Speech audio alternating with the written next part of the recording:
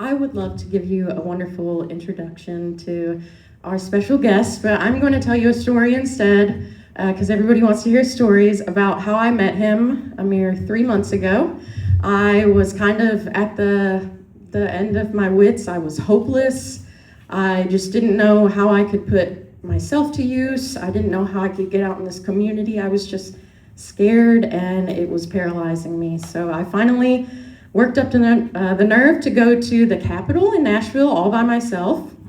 And I went on a little Capitol field trip with Tennessee Advocates for Planned Parenthood, and they walked us through the Capitol, and it was just exhilarating. They told us this is our house, and we belong here, and we have a say in what's going on here. And I mean, I cried the entire time, but not more than when we walked into Representative Justin J. Pearson's office, and he welcomed us in like we were family, and we were home, and we were meant to be there. And he wanted to talk, and he wanted to hear our stories, and of course, I just shot my hand up. I just had to talk to him, and he, at the time, was not a representative for us in Giles County, but I just knew I needed to speak to him.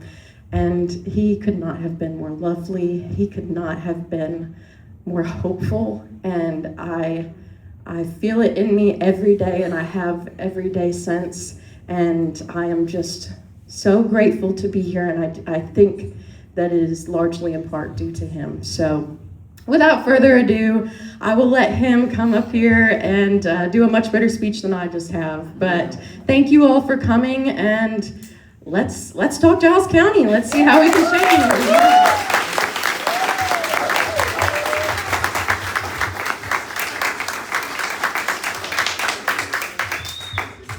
Y'all give it up for Cassie! She's got me crying. I'll tell you this, and then I'll get into it. But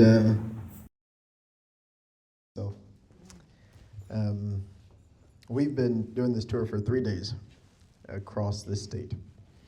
Shelby County, Fayette County, Hardeman County. We were in yesterday, and it's been absolutely extraordinary because we are Tennesseans. We are extraordinary people with big hearts and big love for this place that we call home. And every time, I'm sorry. It's just you're just meeting people who, when they broke our district up, they were banking on people who quit. They were banking on racism that said white folks would never support a black guy for Congress. And we go to lunch, and two 75-year-old white women, they're like, typically I vote for Republicans, but we got you. Right? And then you come right here, and you see someone who we just met a few months ago, but who put a spark for justice in her heart and has helped a community organize and galvanize and see its power. If this is not what democracy looks like, this is it. Right?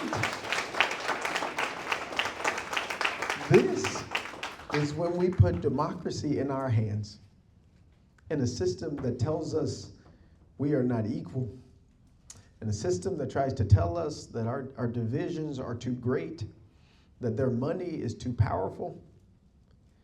We say, you know what? In Giles County, on a weeknight, over 100 of us gonna come together.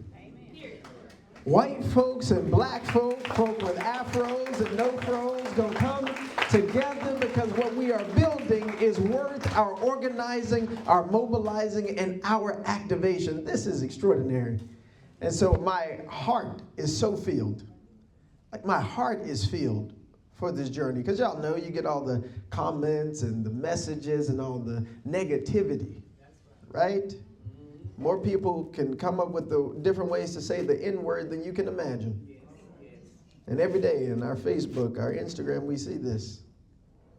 And then you get to walk into a space like this where it's folks who are trying to figure out how to make real the promises of a country that we still believe in. Like, I am truly inspired, Cassie, truly inspired, motivated, and encouraged for the journey.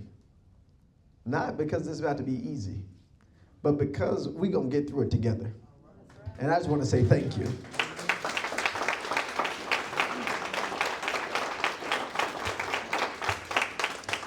Now, back home, when we start our rallies, they don't typically start with me crying, though it's not foreign.